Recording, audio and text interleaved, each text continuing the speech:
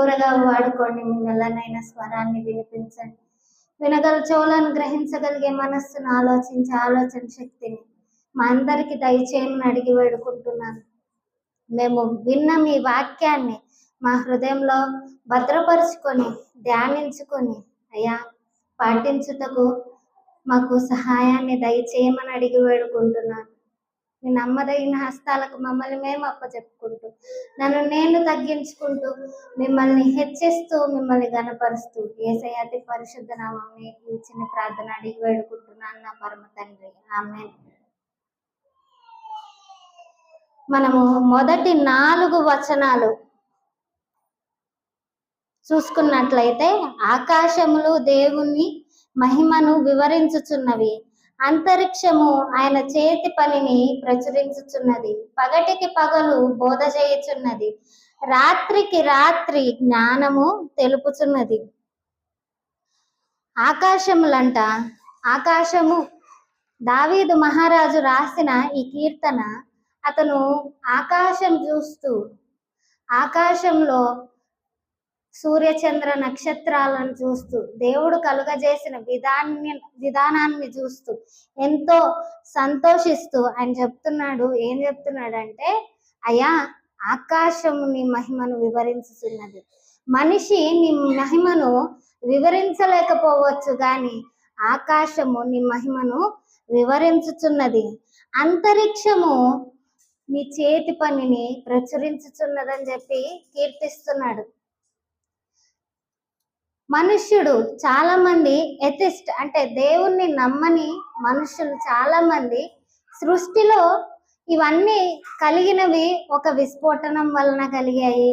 ఒక్కొక్కటి విస్ఫోటనం తర్వాత పరిణామ క్రమంలో పెరుక్కుంటూ వచ్చాయి. మనిషి ఒక కోతి నుండి వచ్చాడు, ఒక గొరిల్లా నుంచి వచ్చాడని చెప్పి ఏదేదో చెప్తా ఉంటారు. అయితే వాళ్ళు చూడలేనిది ఏంటి అంటే దేవుని యొక్క క్రియేషన్ యొక్క అందాన్ని వాళ్ళు గమనించలేకపోతున్నారు. పువ్వునికి ఒక మంచి రంగు, ఒక పువ్వు ఒక ఆకారంలో ఉంటే ఇంకొక పువ్వు ఇంకొక ఆకారంలో ఉంటుంది, ఒక ఆకు ఒక ఆకారంలో ఉంటే ఇంకొక ఆకు ఇంకొక ఆకారంలో ఉంటుంది.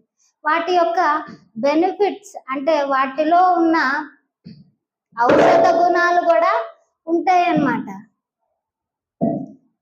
మనము సూర్యచంద్ర నక్షత్రాలను చూసినట్లయితే సూర్యుడు ఉదయం అవ్వంగానే వస్తాడు, సాయంత్రం అవ్వంగానే అస్తమిస్తాడు. ఆకాశంలో నక్షత్రాలను చూస్తే ఆకాశంలో చంద్రుణ్ణి చూస్తే ఆయన సృష్టి ఎంత అందంగా ఉంది. ఆయన చేసిన పనితీరు, ఆయన మాట వలన కలిగిన ఇవన్నీ ఎంత అందంగా ఉన్నాయి. మనిషికి అవి ఏం బోధిస్తున్నాయి అంటే, నాకొక సృష్టికర్త ఉన్నాడు, నన్ను సృజించిన వాడు నాకు నియమించిన ఆజ్ఞ ప్రకారము నేను నడుస్తున్నానని చెప్పి ఈ సృష్టి మొత్తం చెబుతుంది. పగటికి పగలు బోధ చేయుచున్నది, రాత్రికి రాత్రి జ్ఞానం తెలుపుచున్నది. పగటి అంటే వెలుగు, వెలుగు మనకేం బోధ చేయుచున్నది అంటే, వెలుగు అనేది నిరంతరం ఉండే వెలుగు అనేది ఒకటి ఉంది.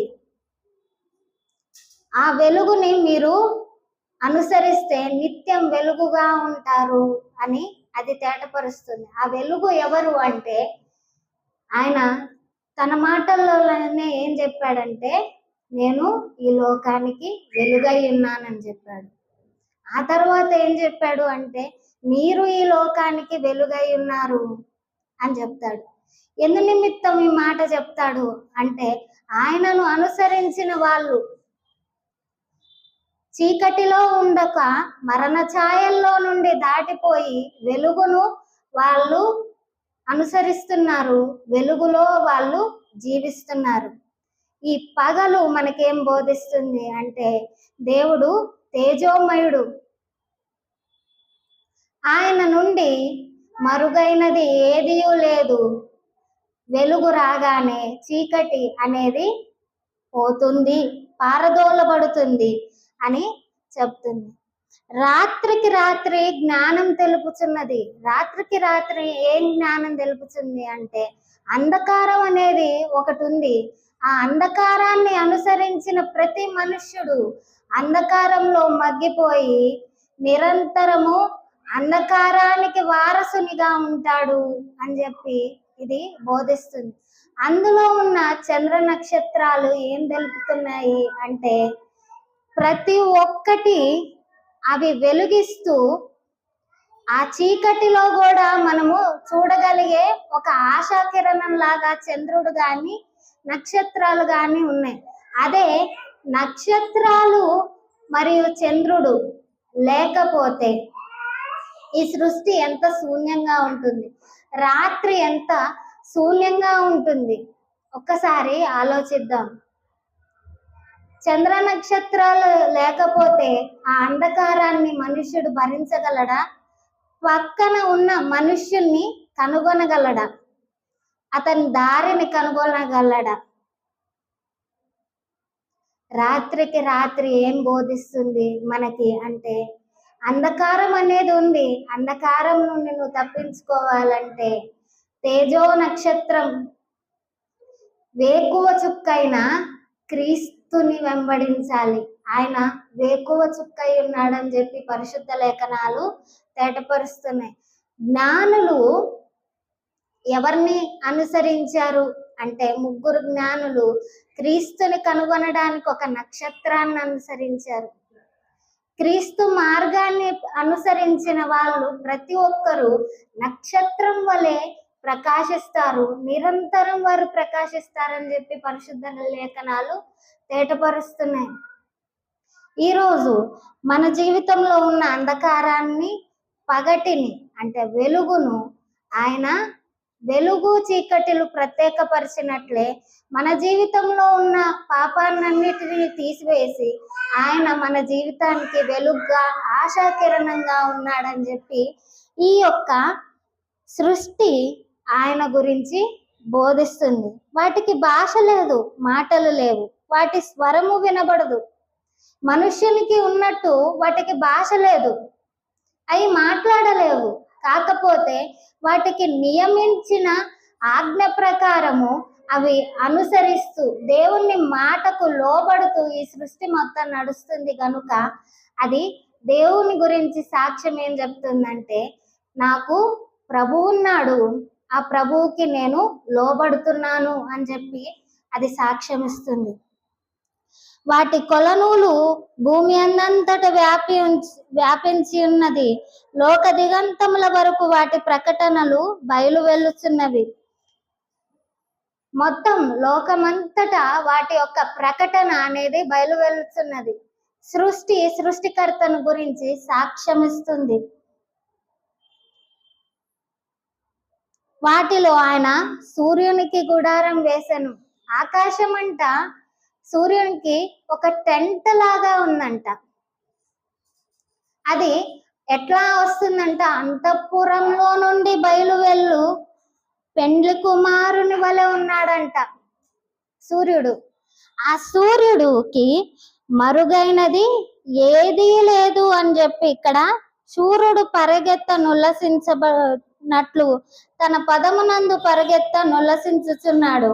అతడు ఆకాశము ఈ దిక్కు నుండి బయలుదేరి ఆ దిక్కు వరకు దాని చుట్టూ తిరిగి వచ్చుచున్నాడు.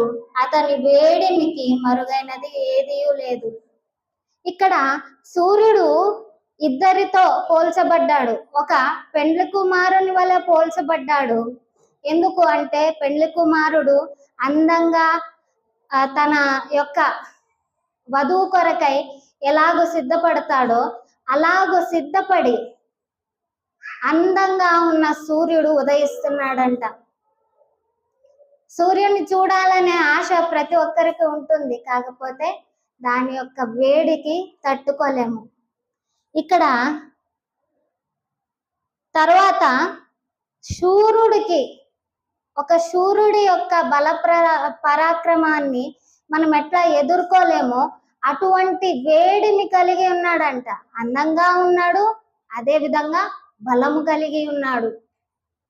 అతని వేడిమికి ఏది మరుగైంది లేదంట. ఉదయించిన వెంటనే చుట్టూ వేడిమి అనేది అలుముకుంటుంది. మనుష్యుడు ఆ సూర్యుడి యొక్క వేడిని అనుభవించగలుగుతాడు. అదే విధంగా దేవుని యొక్క నేత్రాలకు కూడా మరుగైనది ఏదీ లేదు. ఆయనని నీతి సూర్యునితో పోల్చబడ్డాడు. మీకు నీతి సూర్యుడు ఉదయించును అని చెప్పి ఆయన గురించి చెప్పబడింది. ఆయన యొక్క నేత్రాలకు ఏది కనబడకుండా లేదు. ఆయన ప్రతిదీ చూస్తున్నాడు. ఆయన సుందరుడు. ఆయన 10,000లో గుర్తింపదగినవాడు. ఆయన సుందరుడై ఉన్న విధంగానే ఆయన యూదా గోత్రపు కొదమ సింహము అని చెప్పి వ్రాయబడి ఉంది. అంటే ఆయన బలశూరుడు, ఆయన సైన్యములకు అధిపతి అని చెప్పి రాయబడి ఉంది. ఈ యొక్క సూర్యుడు గాని చంద్రుడు గాని దేవుని యొక్క గుణగణాలకు సాక్ష్యాన్ని ఇస్తున్నాయి. సూర్యుడు ఎంత అందంగా ఉన్నాడో అంతటి అందం ఆయనలో ఉంది. అంతటి ప్రకాశవంతుడు ఆయన. ఆయన వేడిమికి అంటే ఆయన మహిమకు మరుగైనది ఏదీ లేదు.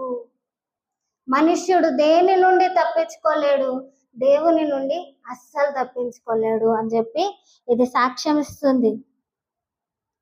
ఇక్కడ దావీదు మహారాజు దేవుని యొక్క సృష్టిని పొగుడుతున్నాడు. సృష్టిని పొగిడిన తర్వాత యెహోవా నియమించిన ధర్మశాస్త్రము యథార్థమైనది, అది ప్రాణమును తెప్పరిల్లజేయును. యెహోవా శాసనము నమ్మదగినది, అది బుద్ధిహీనులకు జ్ఞానము పుట్టించును. ఆయన నియమించిన ధర్మశాస్త్రం ఏంటంట? యథార్థమైనది. ఆయన వాక్కు యథార్థమైనది. ఆయన యథార్థమైన వాడు గనుక ఆయన నుండి వచ్చే వాక్కు యథార్థమైనదని చెప్తున్నాడు. అది ప్రాణమును తెప్పరిల్ల చేయును. అంటే హెబ్రీ భాషలో ఏం రాయబడి ఉంది అంటే అది ప్రాణాన్నంట ఉత్తేజపరుస్తుందంట. నూతన జీవితాన్ని, నూతన జీవాన్ని దేవుని యొక్క వాక్కు అందిస్తుందంట. దేవుని వాక్కు బలహీనతలో జీవాన్ని అనుగ్రహిస్తుంది అని చెప్పి చెప్పబడి ఉంది. ఆయన యథార్థమైన వాక్కు ఎటువంటిది అంటే నేనే పునరుత్థానమును జీవమునై ఉన్నాను అని చెప్పిన విధంగా మృతమైన ఈ దేహంలో నివసిస్తున్న మన ఆత్మకు జీవాన్ని ఇచ్చేది ఒక్కడే. ఆయన ఎవరు అంటే యేసు ప్రభువు మాత్రమే అని చెప్పి ఇక్కడ రాయబడి ఉంది. ఆయన వాక్కు ఏంటి అంటే ఆయనే వాక్కు అయ్యున్నాడు అని చెప్పి పరిశుద్ధ లేఖనాలు తేటపరుస్తున్నాయి. యెహోవా శాసనము నమ్మదగింది, అది నమ్మకమైంది. మనుషులు అపనమ్మకస్తుల్లాగా ఉన్నప్పటికి కూడా ఆయన వాక్కు అనేది ఎటువంటిది అంటే ఆయన వర్డ్ నమ్మదగినది. అది ఏం చేస్తుందంట? బుద్ధిహీనులకు జ్ఞానం ఇస్తుందంట. ఆయనే జ్ఞానము అని చెప్పి పరిశుద్ధ లేఖనాలు చెబుతున్నాయి. జ్ఞానం నీకు కొదవగా ఉంటే అది నన్ను అడగమని చెప్పి దేవుడు చాలాసార్లు చెప్పినట్లు మనము పరిశుద్ధ లేఖనాలలో చూడగలుగుతాం. సొలొమోను మహారాజుకి జ్ఞానం ఇచ్చింది ప్రభువే. దేవుడిచ్చు జ్ఞానము కావాలి. అదే విధంగా ఆ జ్ఞానానికి తగినట్లుగా జీవించడానికి దేవుని యొక్క శక్తి, దేవుని యొక్క ఆత్మ మనలో నివసించాలి. అదే దేవుని జ్ఞానం ఉండి మనిషిలో దేవుని యొక్క మాటకు అనుసరించే జీవితం లేకపోతే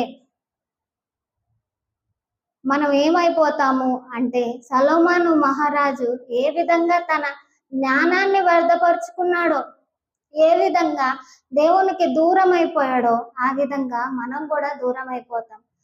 దావీదుకి సొలొమోనుకి ఉన్న వ్యత్యాసం ఏంటి అంటే దావీదు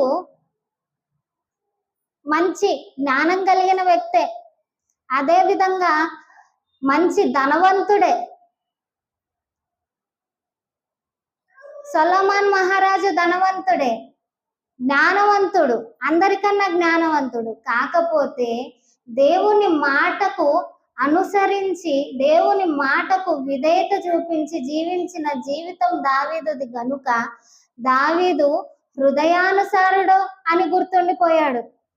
మహారాజు కన్నా ఒక గొప్ప ఆరాధికుడు, దేవుని యొక్క హృదయానుసారుడు అనే విధంగా దావీదు మహారాజు గుర్తుండిపోయాడు. అదే దావీదు యొక్క కుమారుడైన సొలొమోను అంత జ్ఞానం ఉండి కూడా వ్యర్థం చేసుకున్నాడే, సమస్తాన్ని కోల్పోయాడే అన్న ఒక భావంతో ప్రతి ఒక్కరూ చూస్తూ ఉంటారు. ఎందు నిమిత్తము అంటే దేవుని యొక్క వాక్కు, ఆయన వాక్కుని నమ్మి అనుసరించే విధంగా మనం ఉండాలి. లేకపోతే మన జీవితము అనేది తునాతునకలైపోతుంది, మన జీవితం మన చేతిలో నుండి వెళ్ళిపోతుంది అని దేవుడు చెప్తున్నాడు. తర్వాత చూసినట్లయితే యెహోవా ఉపదేశములు నిర్దోషమైనవి, అవి హృదయమును సంతోషపరచును. ఆయన ఉపదేశము ఎప్పుడు మనకు ఎలా వస్తుంది అంటే, మనము పండుకున్నప్పుడు అయినప్పటికీ, మనము కూర్చున్నప్పటికైనప్పటికీ, మనం దేవుని వాక్కు ధ్యానిస్తున్నప్పుడు అయినప్పటికీ దేవుడు మనకు బోధిస్తూ ఉంటాడు.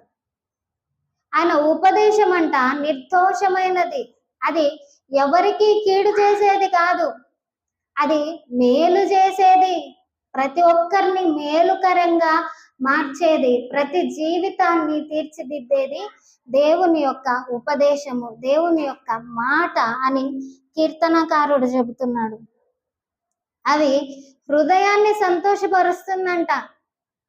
మనుష్యుని యొక్క మాట హృదయాన్ని దుఃఖపరచచ్చేమో కానీ దేవుని యొక్క మాట మన హృదయానికి సత్తువ, మన ఆరోగ్యం, నెమ్మది కలుగజేస్తుంది దేవుని మాట. అటువంటి మాట ఆయనది నిర్దోషమైనది అని చెప్తున్నాడు. యెహోవా ఏర్పరిచిన ధర్మము నిర్మలమైనది, అది కన్నులకు వెలుగిచ్చును. నీ వాక్యము నా పాదములకు దీపమును, నా త్రోవకు వెలుగునై ఉన్నది అని చెప్పి కీర్తనకారుడు చెప్తున్నాడు. ఆయన యొక్క ధర్మం అనేది మనం అనుసరించినప్పుడు అది మనల్ని వెలుగుమయంగా చేస్తుంది, ప్రతి ఒక్కరికి ఒక సాక్ష్యంగా మనం జీవించే విధంగా చేస్తుంది. యెహోవా యందైన భయము పవిత్రమైనది, అది నిత్యము నిలుచును. భయము అంటే ఇక్కడ ట్రాన్స్లేషన్లో ఎలాగూ భయము అంటే, ఈ భయము ఏంటి అంటే రెవరెన్స్, గౌరవము అనేది పవిత్రమైనది, అది నిత్యము నిల్చును. దేవుని యందైన రెవరెన్స్ అనేది, గౌరవము, దేవుని గురించిన ఆశ్చర్యము అనేది ఎప్పుడు నిలిచి ఉంటుందంట. యెహోవా న్యాయ విధులు సత్యమైనవి, అవి కేవలము న్యాయమైనవి. ఆయన ఏదన్నా న్యాయ విధులు మనకు నియమించాడు అంటే అవి మనకు సత్యమైనవి. వాటిని అనుసరించి జీవించిన మనుష్యుడు ఎప్పుడు జీవితంలో సార్థకత అనేది పొందుతాడు అని చెప్పి పరిశుద్ధుడైన దేవుడు తేటపరుస్తున్నాడు. అవి బంగారు కంటెను, విస్తారమైన మేలిమి బంగారు కంటెను కోరదగినవి. మేలిమి బంగారము, బంగారము అంటే ఏంటి అంటే బంగారానికి మేలిమి బంగారానికి వ్యత్యాసము ఏంటి అంటే, మేలిమి బంగారములో ఇంప్యూరిటీస్ అనేవి ఏవి ఉండవు అన్నమాట. ఆ ఇంప్యూరిటీస్ లేనటువంటి బంగారానికంటే అది శ్రేష్టమైనది. దేవుని యొక్క మాట బంగారము కంటే ప్రశస్తమైనది అని కీర్తనకారుడు చెబుతున్నాడు. తర్వాత వచనం చూసినట్లయితే, తేనె కంటెను, జుంటి తేనె దారల కంటెను మధురమైనవి. తేనె అంటే ప్యూరిఫైడ్ హనీ, జుంటి తేనె అంటే అడవిలో దొరికే హనీ.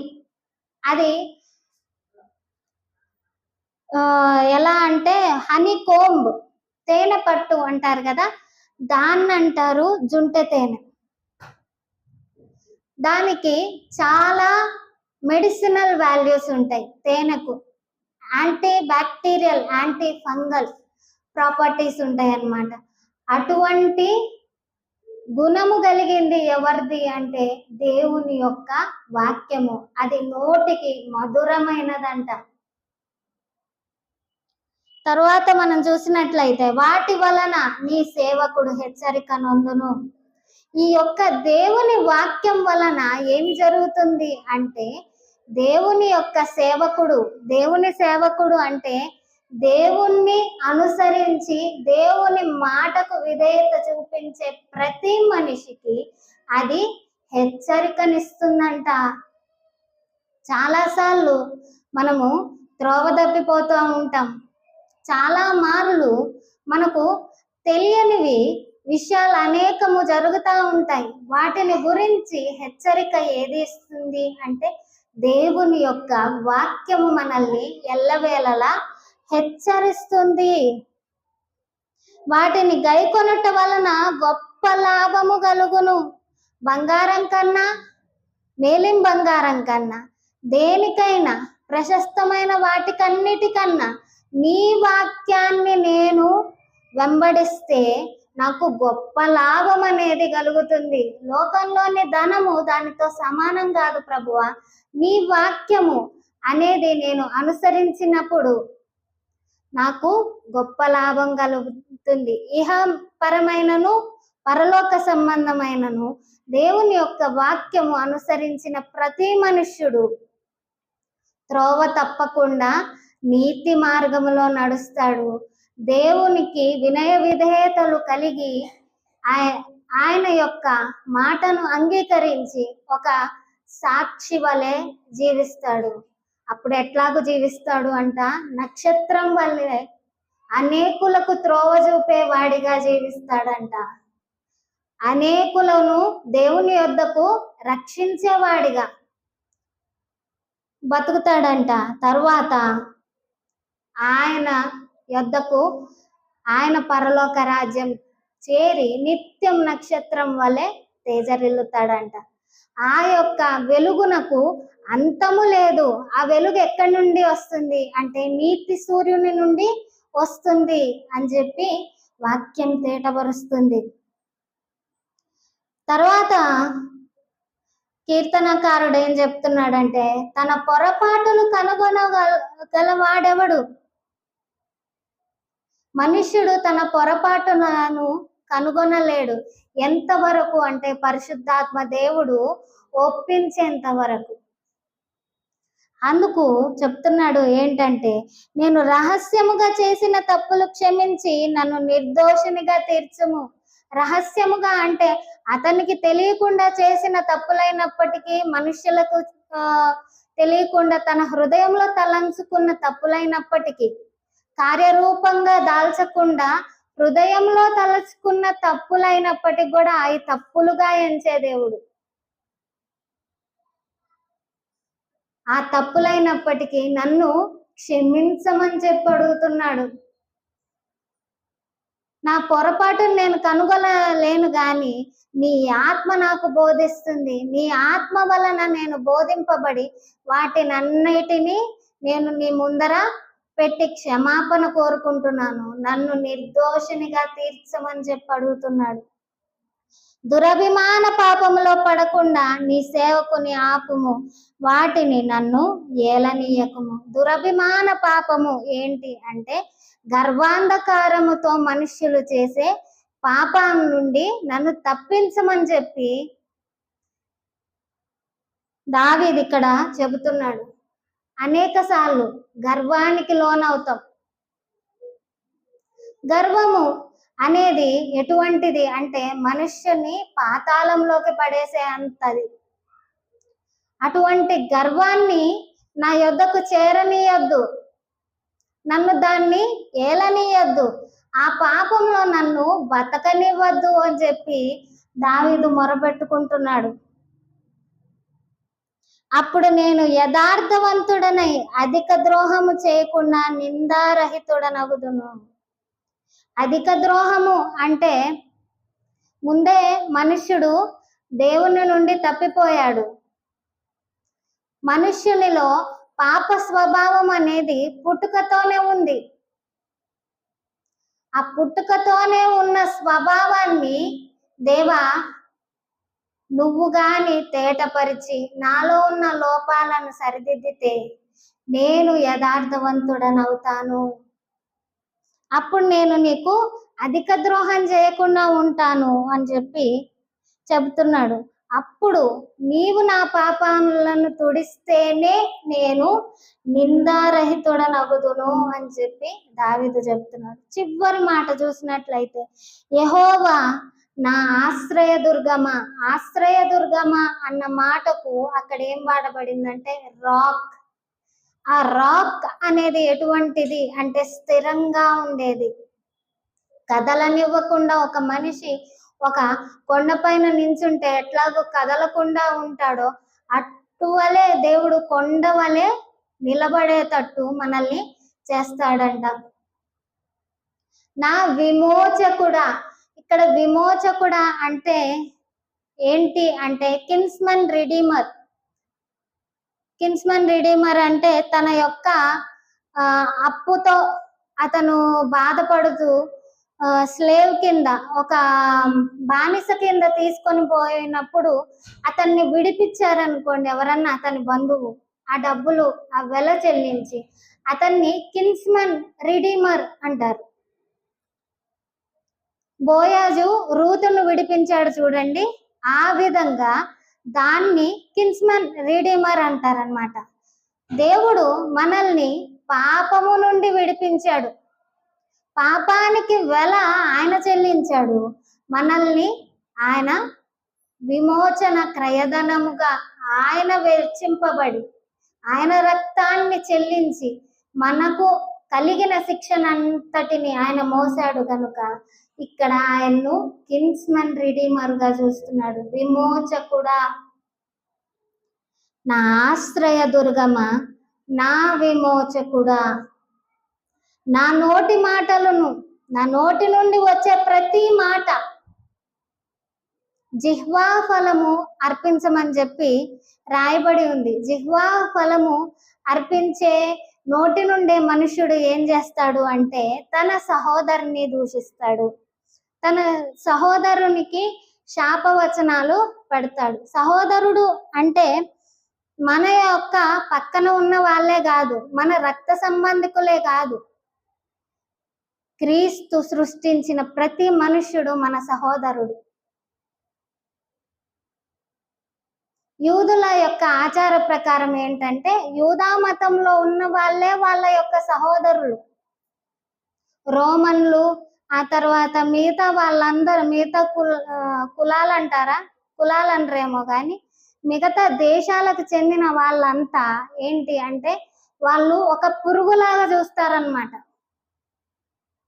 వాళ్ళకి అయిష్టులు, వాళ్ళని అంటకూడదు, వాళ్ళని అంటితే పాపం అంటిపోతుంది అన్నంత ఇదితో వాళ్ళు బతికే వాళ్ళు. మేము ఏర్పరచబడిన వాళ్ళము, ఏర్పరచబడిన జనాంగం అని చెప్పి గర్వాంధకారంతో వాళ్ళు ఉండేవాళ్ళు. ఆ విధంగా ఉండటం వలన క్రీస్తుని వాళ్ళు ఎరగలేకపోయారు. వాళ్ళ గర్వం వాళ్ళ యొక్క కన్నులను మూసేసింది. గర్వంతో వచించే ప్రతి మాట, చేసే ప్రతి దోషము అనేది ఈ నోటి ద్వారా చేస్తాం. జీవన్ మరణాలు నాలుక వశమంట, నాలుకకు నరము లేదంట. అందుకనే దాన్ని సాధువు చేయగలిగిన నరుడెవడు లేడు అని చెప్పి దేవుడు చెప్తున్నాడు. దాన్ని సాధువు చేయగలిగిన వాడు ఒకరున్నారు, ఆయన ఎవరంటే ఈ నాలుక అనేది ప్రభువునకు సమర్పిస్తే. అయ్యా నువ్వు ఇచ్చిన నాలుక, ఈ నాలుక నుండి జిహ్వా ఫలం అనేది నీకు సమర్పించబడాలి. నా నోటి నుండి వచ్చే ప్రతి మాట ఉప్పు వలె ఉండాలి. ఉప్పు ఏంటంటే నిస్సారమైన కూరలో కూడా సారం కలుగజేస్తుంది. మన మాట ఎటువంటి విధంగా ఉండాలంటే నిస్సారంగా, వాళ్ళు బలహీనతతో, వాళ్ళు మానసిక వేదనతో వాళ్ళు బాధపడుతున్నప్పుడు మన నోటి నుండి వచించిన మాట అనేది వాళ్ళని బలపరిచే విధంగా ఉండాలి. నా హృదయ ధ్యానము, హృదయంలో ఆలోచించే ప్రతి ఆలోచన అనేది దేవుడు ఎరిగి ఉన్నాడంట. హృదయాంతరంగాలను పరిశీలించే దేవుడు అని చెప్పి ఆయన యొక్క పేరు. ఆయన హృదయాన్ని చూస్తాడు, మనుష్యుని యొక్క వేషధారణను చూడ్డు ఆయన. కనుక మన హృదయ ధ్యానం అనేది నీ దృష్టికి అంగీకారం లగునుగాక అని చెప్పి చెబుతున్నాడు. ఎప్పుడు అంటే ఆయన మనకు విమోచకునిగా ఉన్నప్పుడు, మనల్ని పాపం నుండి విడిపించినప్పుడు, మనము ఆయన వాక్యమును అనుసరించి ఆశ్రయించి నడుచుకున్నప్పుడు ఆ వాక్యము అనేది మనల్ని స్థిరంగా ఉంచుతుందంట. స్థిరంగా సియోను కొండవలే నిలిచి ఉంటారు అని చెప్పి పరిశుద్ధ లేఖనాలు తేటపరుస్తున్నాయి. అప్పుడు మన నోటి మాటలు, మన హృదయ ధ్యానం అనేది ఆయన దృష్టికి అంగీకారం అవుతుంది. దేవుడి వాక్యాన్ని దీవించునుగాక. ఆమేన్. ప్రార్థన చేసుకుందామండి. స్తోత్రం స్తోత్రం మహాగణుడ మహోన్నతుడు సర్వాధికారి, మీకు వేలాది వందనాలు చెల్లిస్తూ మీకే మహిమ ఘనత ప్రభావములు సమర్పించుకుంటూ యేసయ్య అతి శ్రేష్టమైన నామమున ఇచ్చిన ప్రార్థన అడిగి వేడుకుంటున్నాను పరమ తండ్రి. ఆమేన్.